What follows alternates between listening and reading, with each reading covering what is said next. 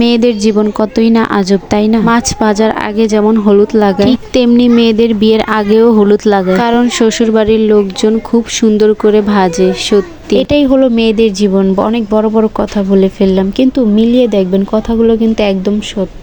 আমরা মেয়েরা সংসারের জন্য কত কিছু করি, বা একটা ফ্যামিলির জন্য কত কিছু করি, কিন্তু দিন শেষে দেখবেন সেই আমাদের ঘাড়ের উপরে শব্দ শেষে পড়ে।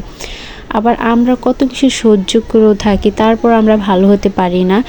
মানে এরকম কিছু কিছু মেয়ে আছে যে এরকম কপাল খারাপ, যার বাবার বাড়ির দিক দিয়েও সাপোর্ট পায় না, শ্বশুরবাড়ির দিক দিয়েও সাপোর্ট পায় না। এরকম হাজারো মেয়ে আছে মুখ বুঝে সহ্য করে থাকে। ভাই, আমরা মেয়ে হয়ে জন্মিয়ে কি পাপ করছি? আমার মনে হয় মেয়ে হয়ে জন্মানোটাই পাপ।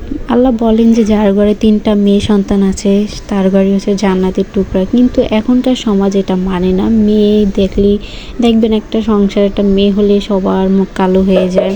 পরপর যদি 2টা মেয়ে হয় তাহলে তো কথাই নেই। এরকম মেয়ে পরপর 2-3টা মেয়ে হওয়ার কারণে কত শত শত মেয়ে ডিভোর্স হয়ে যায়। আমরা মেয়েরা মনে হচ্ছে যে সবার মাথার বোঝা।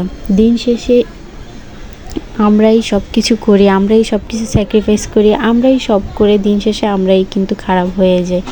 একটা মেয়ে দেখবেন, একটা সংসার, মানে একটা বিবাহিত মেয়ে দেখবেন একটা সংসার টিকানোর জন্য কত চেষ্টা করে, একটা স্বামীর সংসারে কত যে স্যাক্রিফাইস করে থাকে, সেই মেয়েটাই ভালো করে জানে যে তার কত কিছু। দুনিয়াটা পুরো একদিকে আর একটা মেয়ের সংসারটা থাকে আরেকদিকে, কিন্তু দিন শেষে সেই সংসারটা ভাঙলে সব দোষ মেয়ের ঘাড়ের উপরে পড়ে, সব কিছু মেয়ের উপরে পড়ে। আমরা মেয়েরা হচ্ছি খারাপ, সত্যি আমরা মেয়েরা খারাপ, কারণ এত কিছু স্যাক্রিফাইস করাও ঠিক না।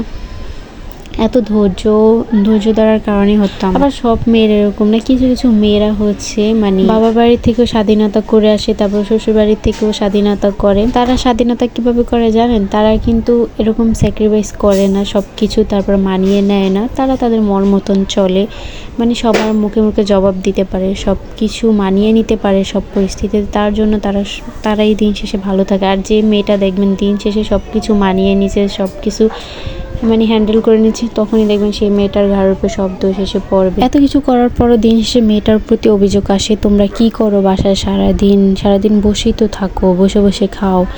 ভাই, আপনারা আমাদের জায়গায় একটা আসেন, দেখেন আমরা সারাদিন কি করি। একটা সংসার সামলানো, পুরো একটা সংসার একটা মেয়ের দায়িত্বে থাকে।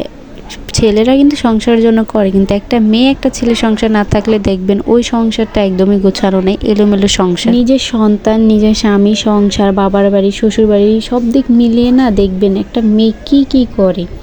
একটা মেয়ে একটা সংসারের জন্য কি করে, নিজের জীবনের জন্য কি করে, কত কিছু না একটা মেয়ে বিয়ের পর করে। বিয়ের আগে মেয়েদের জীবনটা অনেক সুন্দর থাকে, সেটা মেয়েরা উপভোগ করতে পারে না, তার জন্য এরকম।